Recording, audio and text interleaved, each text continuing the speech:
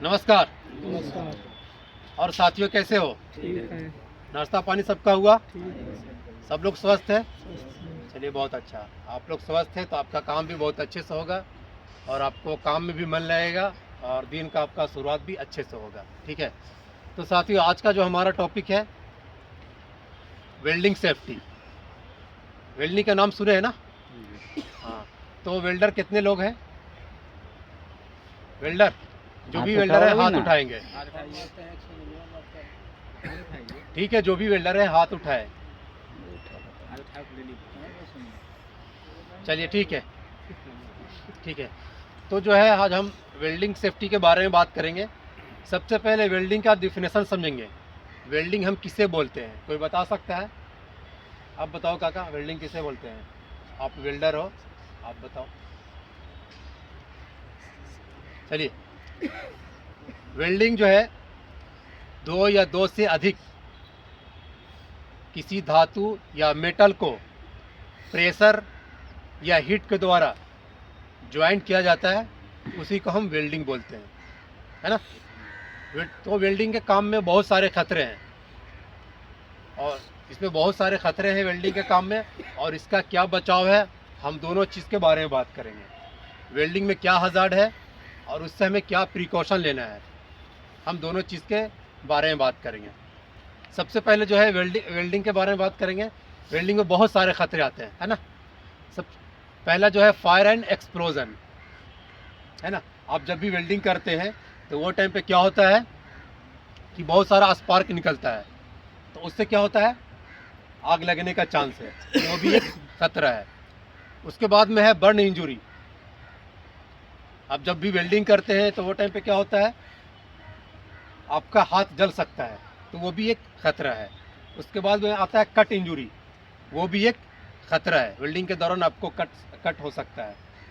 फिर उसके बाद में आता है सफोकेशन, ये भी एक खतरा है। रेडिएशन, समझ गए ना? तो ये भी एक खतरा है। हीट स्ट्रेस, आप जहाँ पास में काम करते हैं वहाँ पास के सरफेस जो है कंटिन्यू काम करने से वो गर्म हो जाता है, तो वो भी क्या है, वो भी एक खतरा है ना?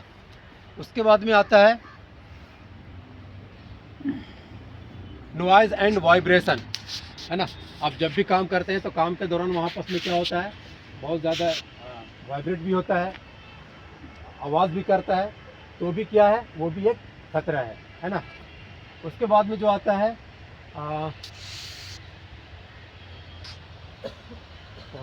बर्न इंजुरी, है ना? बर्न इंजुरी तो बता दिए होंगे। टॉक्सिक गैस, आप जब भी काम करते हैं तो वहाँ पास क्या होता है कि गैस निकलता है, तो वो भी एक खतरा है। ठीक है। उसके बाद में आता है डस्ट फ्यूम्स, आप जब काम करते हैं तो वहाँ पर जो है डस्ट निकलता है, कुछ फ्यूम्स भी निकलता है, वो भी क्या है वो भी एक खतरा है। आप जहाँ पर काम करते हैं वहाँ पर अगर जो कोई भी ज्वलनशील पदार्थ रखा हुआ है, जैसे कि पेट्रोल हो गया, डीजल हो गया, केरोसिन हो गया, अगर ये सब चीज़ वहाँ पर रखा हुआ है तो ये भी एक खतरा है। उसके बाद में आता है पुअर केबल मैनेजमेंट, आप जहाँ पर में काम कर रहे हैं केबल जो है वो केबल सही तरीके से नहीं रखा हुआ है, तो वो भी एक खतरा है ना? तो ये सब अभी हमने आपको जो भी बताया ये सब सारा आपको खतरा का हम गिनती कराए। तो अब हमें इससे कैसे बचना है, उसका हम क्या प्रिकॉशन लेंगे, उस हम प्रिकॉशन के बारे में बात करेंगे। तो सबसे पहले जहाँ पर हमें कहीं पर काम करना है तो उसके लिए हम सबसे पहले एक एरिया डिसाइड करेंगे। ऐसा नहीं कि हम कहीं पर भी काम करना शुरू कर देंगे, जहाँ पर काम करना है उसके लिए हम एक एरिया डिसाइड करेंगे। उसके बाद में वो एरिया बिल्कुल बैरिकेड होना चाहिए ना, बैरिकेड होना चाहिए। उसके बाद में जहाँ पास में काम करना है वहाँ का परमिट होना चाहिए।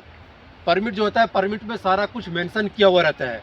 आप जो काम करने के लिए जाएंगे, आप वेल्डिंग वर्क करने के लिए जा रहे हैं, तो उसमें सारा कुछ मेंशन किया हुआ रहता है कि वेल्डिंग के काम के दौरान क्या क्या खतरा होता है और उससे हमें कैसे बचना है, उस वेल्डिंग परमिट पे सारा कुछ मेंशन किया हुआ रहता है। उसके बाद में वहाँ पर जो है आप जहाँ पास काम कर वेल्डिंग का काम जहाँ पास करेंगे, वेल्डिंग एक्टिविटी करेंगे, वहाँ पास जो है कोई भी ज्वलनशील पदार्थ नहीं होना चाहिए, है ना? जैसे कि पेट्रोल हो गया, डीजल हो गया, केरोसिन हो गया, ये सब कोई भी ज्वलनशील पदार्थ नहीं होना चाहिए वहाँ पर। अगर जो अगर जो वहाँ पास ये सब ज्वलनशील पदार्थ है उसको आप वहाँ पर से रिमूव कर देना है, और जो वहाँ पर से नहीं हटने के लायक है उसको फायर ब्लैंकेट से प्रॉपर ढक देना है। ठीक है। उसके बाद में जो वेल्डर वेल्डिंग करेगा उसको वेल्डिंग का नॉलेज होना चाहिए। ऐसा नहीं कि कोई भी जा करके होल्डर पकड़ लिया, है ना। जिसको नॉलेज है, जिसके पास में सर्टिफिकेट है, वही आदमी वेल्डिंग का काम करेगा। उसके बाद में वेल्डर का पीपी आता है। पीपी के लिए जो है full length leather hand gloves होना चाहिए, एप्रोन होना चाहिए, फेस शील्ड होना चाहिए, मास्क होना चाहिए, गोगल होना चाहिए, पूरा फुल पीपी होना चाहिए वेल्डर के पास में, समझ गए। उसके बाद में वहाँ पास जो है फायर एक्सटिंग्विशर होना चाहिए और सैंड का पैकेट होना चाहिए, और उसके बाद में कंटिन्यू मॉनिटरिंग के लिए एक फायर वॉचर भी खड़ा होना चाहिए वहाँ पास। अगर जो कुछ भी वहाँ पास मिस्टेक हुआ तो जो है फायर वॉचर जो है उसको वो कंट्रोल करेगा। उसके बाद में आप जहाँ से वेल्डिंग का कनेक्शन लेते हैं, इलेक्ट्रिक साहब जहाँ से कनेक्शन लेते हैं डीबी से, वहाँ पास ELCB 30 मिली एम्पियर का लगा हुआ होना चाहिए। तो ये सब चीज़ का जो है आपको ध्यान देना है वेल्डिंग के दौरान।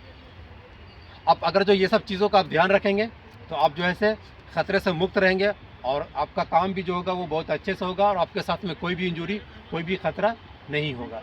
तो आपको जो भी हम वेल्डिंग सेफ्टी जो बताए आपको समझ में आया पूरी तरह से, है पूरी तरह से दिमाग में हटा, ठीक है ना। तो आपको जो है पूरा सावधानी से काम करना है। वेल्डिंग एक्टिविटी आप जब भी काम करेंगे तो आपको इन बातों को आपको ध्यान देना है, ठीक है। Okay, thank you. जय सुरक्षा।